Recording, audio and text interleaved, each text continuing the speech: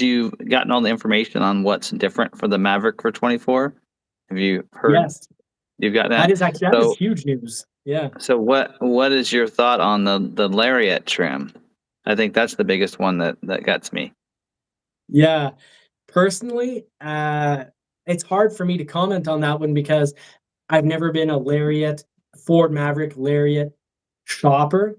So because I've never really been personally in the process of buying one, it's hard for me to, to speak to that as a dealership. I can say I like it because it's sort of like, well, Lariat equals luxury, and there's less options. I'm hoping long term, a little more profit. Either well, I hope this helps lower costs because Ford is moving in a long term direction of not having a million different F-150s that can exist. They need to cut that down by about almost a tenth in order to cut down cost. So I do like the idea of costs being cut down so that the long-term price of these vehicles don't go up. And I do like the idea that, if you go Lariat, you get it's less complicated. It's just, here's your Lariat Maverick. It's more in line with Toyota, but I don't want to. I hope we don't ever end up getting quite to where Toyota is because Toyota is just basically here's your model, pick your trim, and once your trim's picked, pick your color.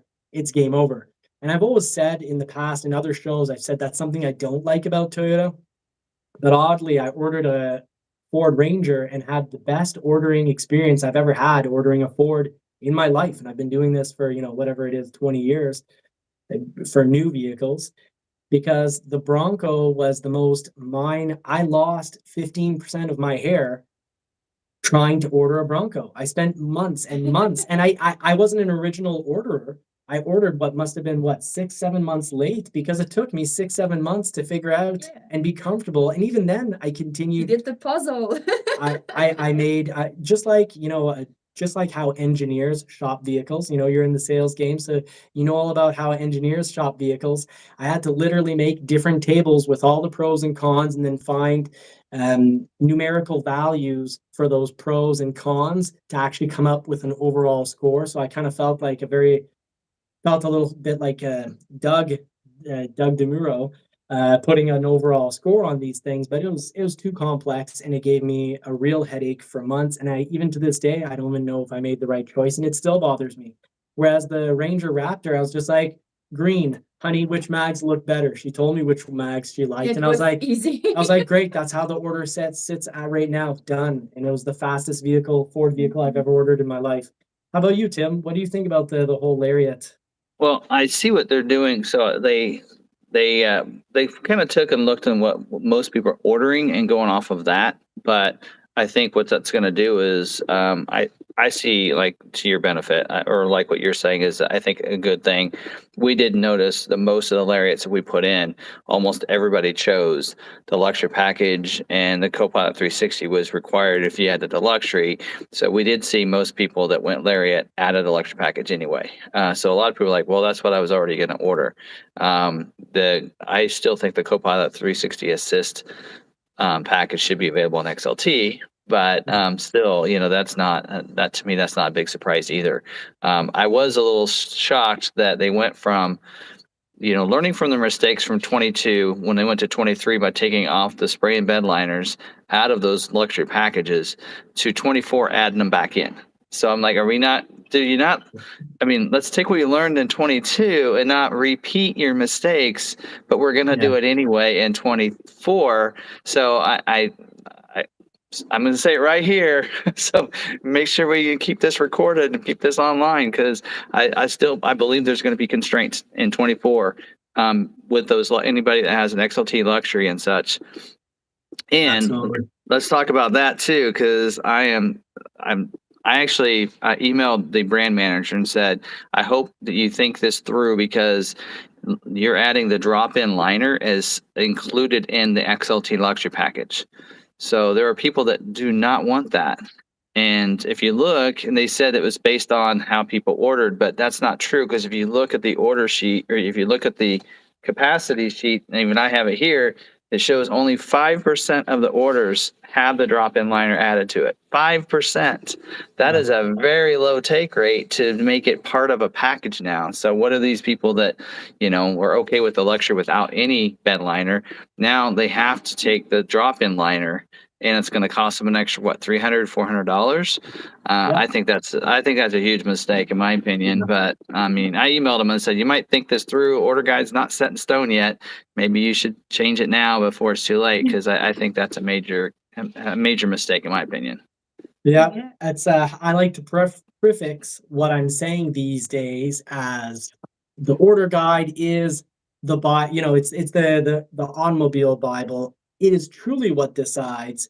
And well, unlike the Bible can't change with time, certainly shouldn't, but the order guide actually can. They can choose to make changes later on. So there is still time to change that order guide. And one thing that I think Ford, when they're looking at the data, is forgetting is that there's, you and I who spent a couple of years telling people don't put on a drop-in bed liner, don't put on a spray-in bed liner, don't put a cover, don't put, clear wrap, ditch the hitch. So all their data is completely skewed, and it's not representative of what people actually want, because people weren't ordering smart orders, smart people who are considering truly getting their Maverick and doing the homework so that they get their Maverick in a timely manner, weren't ordering what they want. They're ordering what they could have.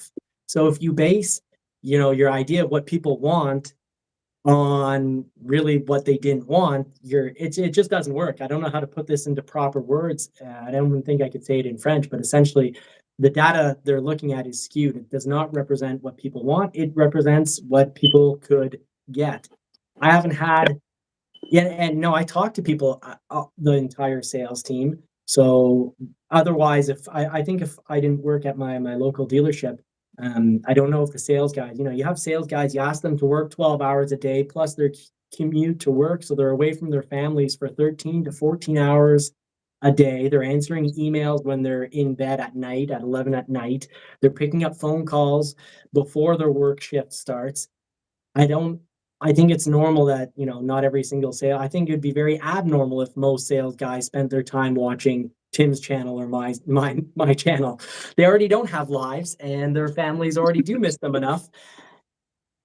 But we certainly have a community of viewers and consumers that watch us. And at my dealership, of course, I tell everyone, hey, tell your clients, don't get this on your order. So basically everyone was, they're kind enough to listen to me.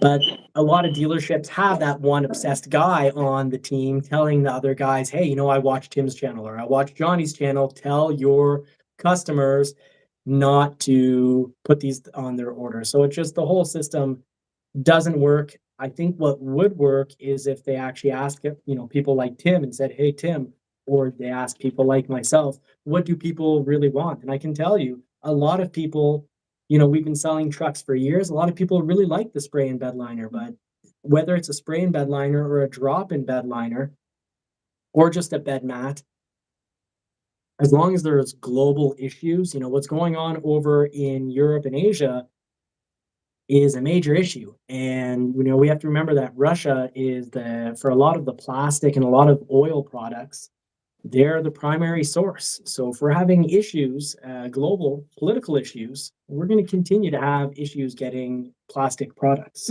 That's true. And I saw a lot tonight in the chat question about the change in the model for the Maverick 2024. And people wants to know what Johnny and Tim thinks about the price increase with the Maverick 2024. So Tim, I'll let you answer first. I'm not surprised where it's at. I mean, I think what, Ford's probably looking and going, okay, well, we know that people are willing to spend more, go over MSRP to buy these vehicles. So it's, why not let them share in some of this? So I think the value of what the Maverick is, I think the value is is people are paying him over MSRP because that's where the value of that vehicle is. So is it in that $30,000 range? Well, probably so. And now what Ford's doing is that they think that market value is still there, so they're just taking some of the dealer profit out, in my opinion. And so, and that's fine, let Ford have some of that profit, and the dealers can, share in that, whatever. But yeah, I'm not really shocked that it went up some. I mean, it's still, you're looking there, you got the prices behind you. So you have what was that? The XL is still at under 25,000.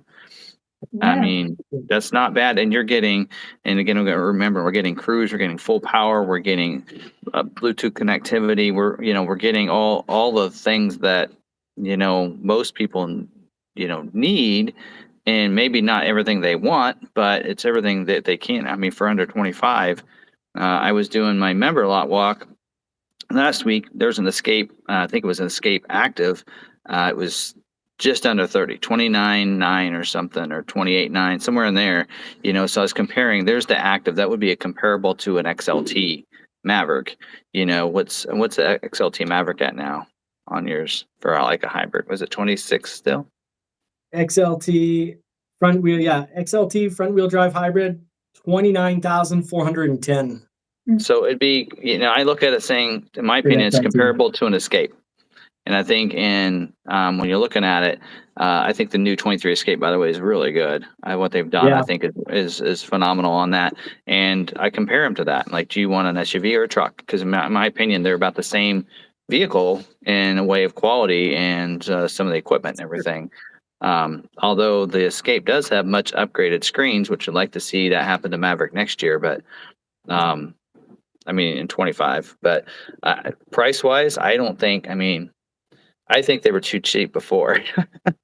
I think that's why we saw so much demand. And a lot of people are saying, well, this will take away some of the demand, because some people will be like, oh, I went that way because I could save $2,000 or $3,000.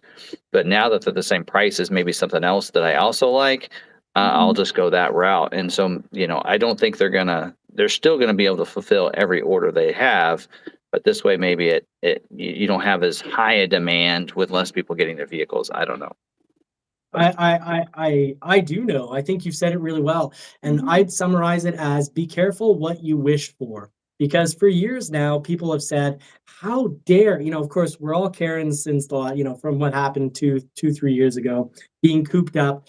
But, we went full Karen and we were like, how dare Ford offer the Ford Maverick but not have them available in the yard? And how dare they have F1, one particular Karen on YouTube has this title, and they're repeating it now, but it's, Ford doesn't want to build Mavericks because they want to force you into an F-150. And it's like, that's basically what the title says. And it's the premise of their, very, very popular, I don't know if they're at a few million views now, but they must be. But then a whole bunch of other YouTubers jump on it, and they borrow the title of Ford doesn't want to sell Mavericks. They only want to sell F-150s, and they completely ignore the fact that the F-150 has been out for decades. They've got 2 huge factories building this, and that the Ford Maverick has one factory, and that demand was unbelievably high. So it's sort of one of those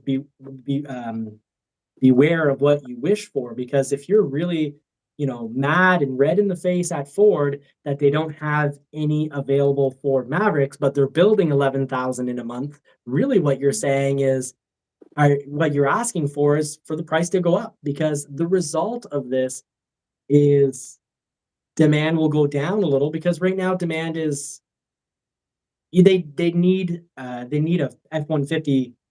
They can probably sell 500,000 Mavericks per year. So you'd need 1.5 F-150 factories to build the Ford Maverick.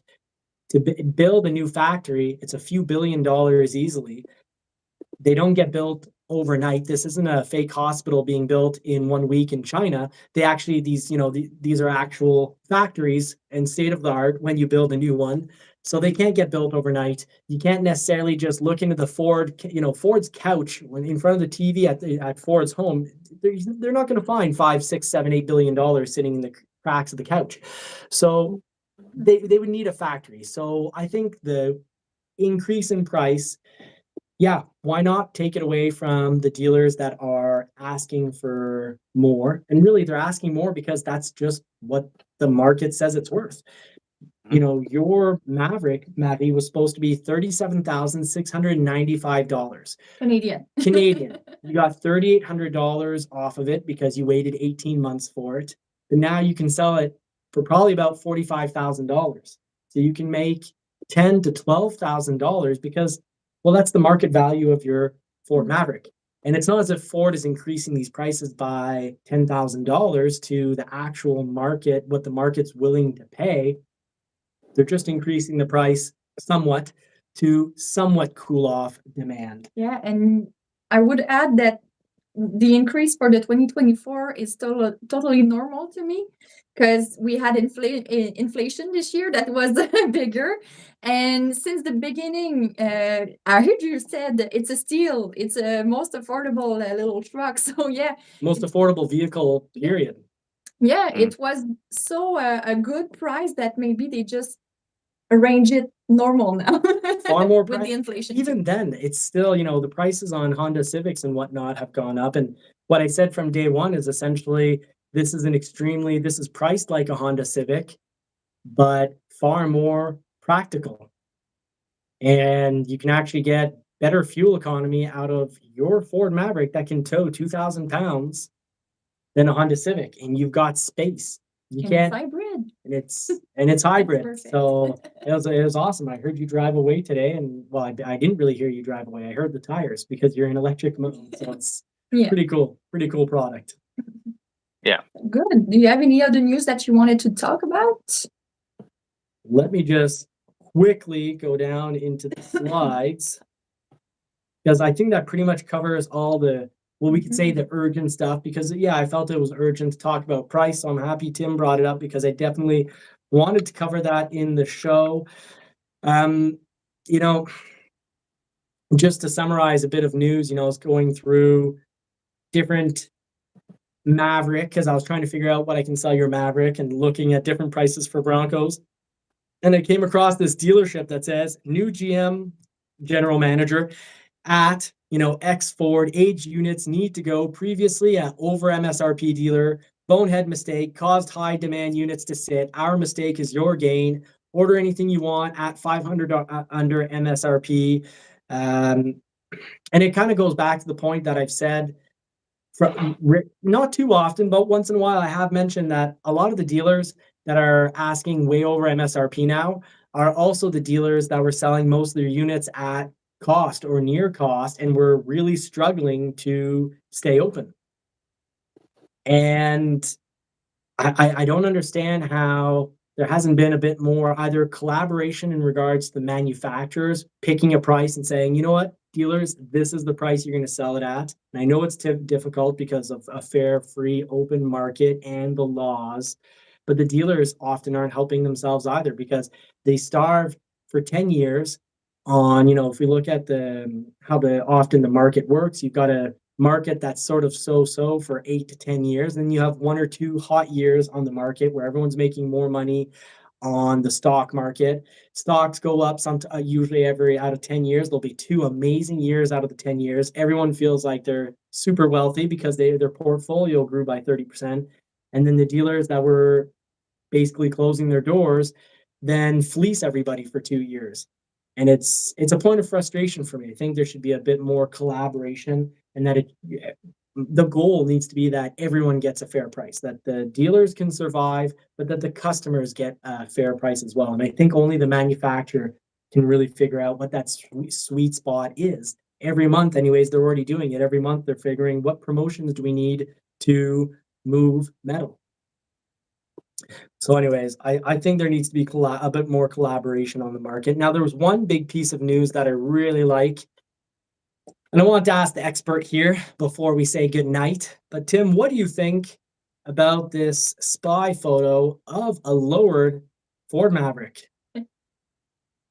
Well, did they confirm whether or not that was from Ford? Like, because sometimes it could be other people. Because there's been a lot of people do custom trucks, In fact, we're going to tomorrow night, or not tomorrow night, I guess it's Wednesday night, we're going to talk about one that we're working on at Law MacArthur, but to do it, we need a vehicle. So that's the hard part. It's getting a vehicle. And we know somebody else that's working on something like that as well, out of some of the manufacturers that we're going to go talk to in July or later this month as well. But I don't know. Is that because I didn't actually see that, but is that one of the Ford vehicles driving around from the plant? Motor One, which isn't, for me, I take something as fact if it comes from Car and Driver, unless it's their opinion and they're just giving a vehicle a score out of 10. But when it comes to proper reporting, yes, Lily, we love the Maverick.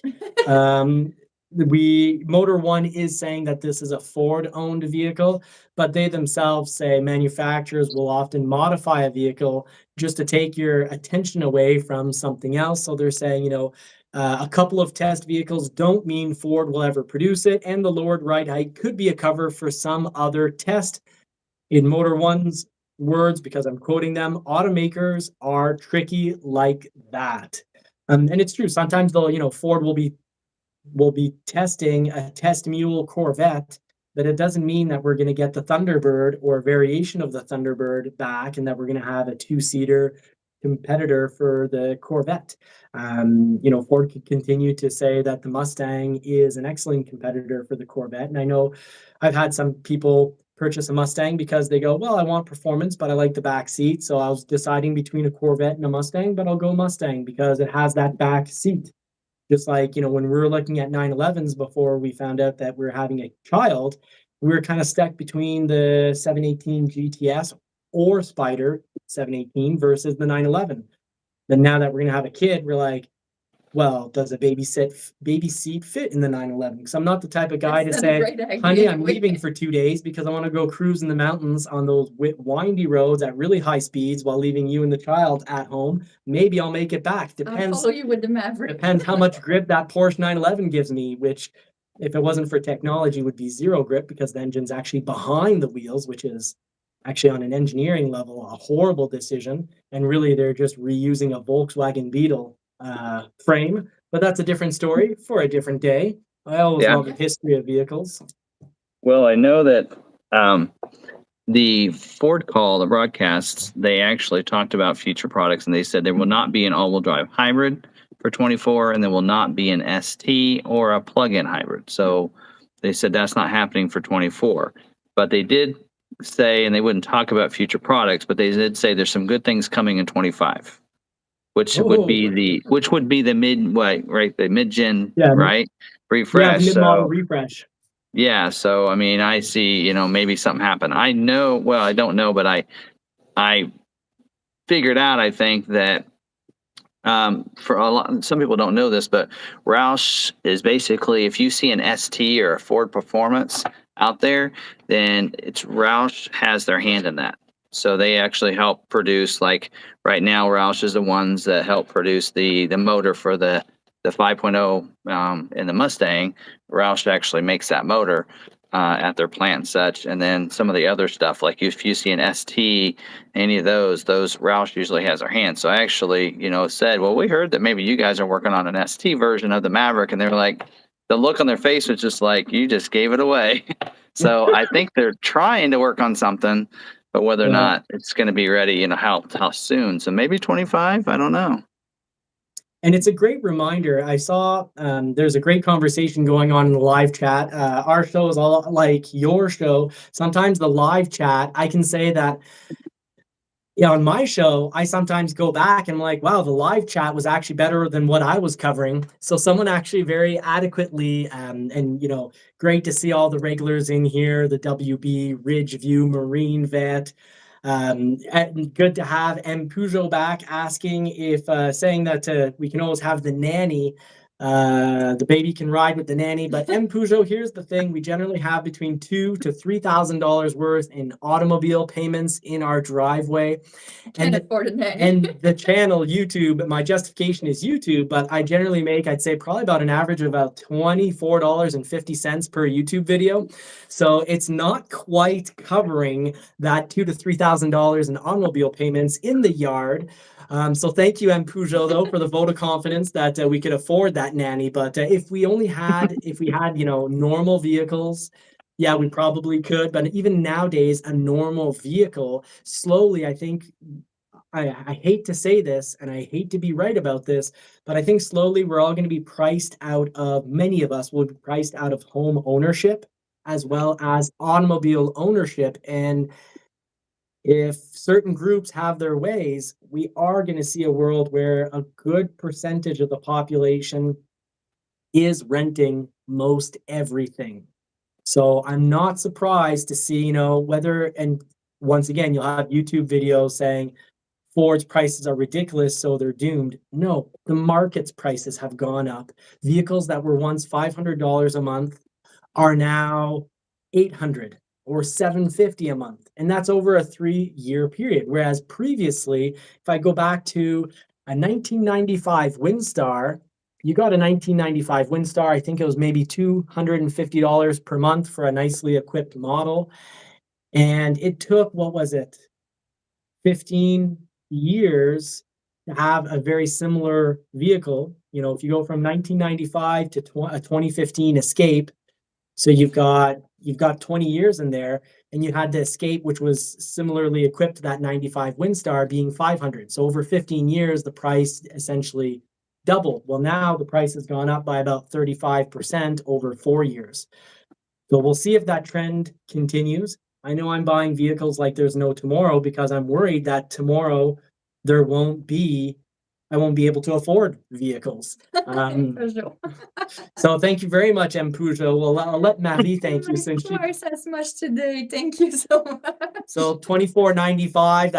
That is twice as much, and actually that's in U.S. dollars. So really, it's almost. It's more than that. Yeah, it's like 3 times as much. So thank you very much. That's very kind.